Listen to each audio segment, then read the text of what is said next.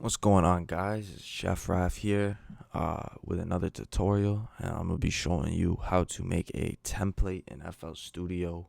It's very simple. I'm sure a lot of you already know how to do this. I'm just gonna open up FL Studio here, and so first and foremost, to make a template, you gotta add some sounds and things. So I'm just gonna add a couple here.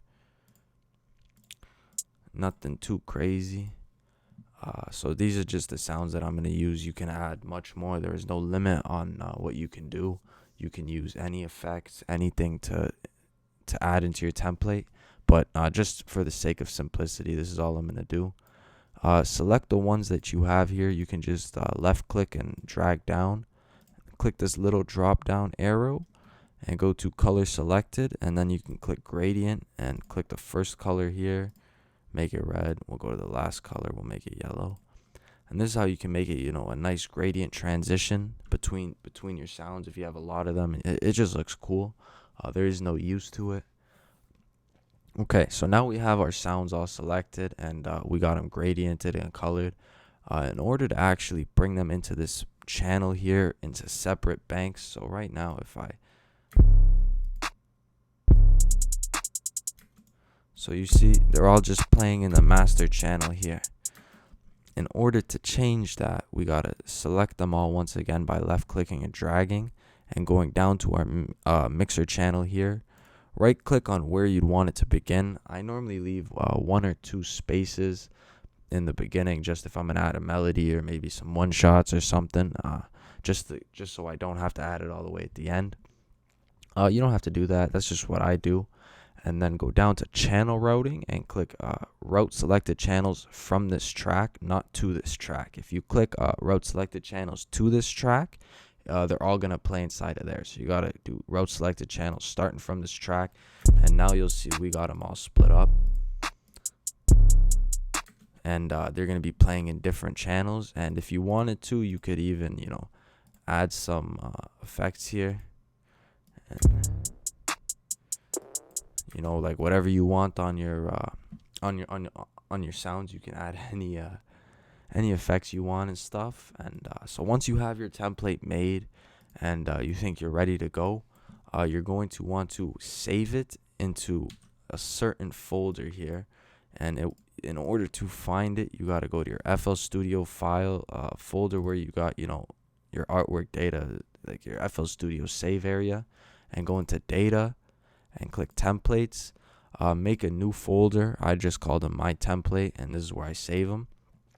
You wouldn't have this like any FLPs in here other than these ones, but you see they're all in here. You just make a new folder, save them in here. You see I got a couple templates for different things, like I have one for if I'm gonna play some melodies. I open my MIDI template. If I'm gonna make some beats, I open the beat one, but I made a new one for the beats, which is the new one, so I don't use that anymore. But we're gonna save this as YouTube template. You see I already have one in there, so we're gonna replace it. Okay, so now we have it saved, and we're gonna open a new empty one. So now it's gone. What do? You don't know what to do? I'm gonna tell you. You gotta go in the top left, go to options, general settings, and then right here it's gonna say default template and startup project. You want to make the startup project your default template. There's 3 options. You got to make it the default template, and then click on the default template, and you're gonna see all your templates here.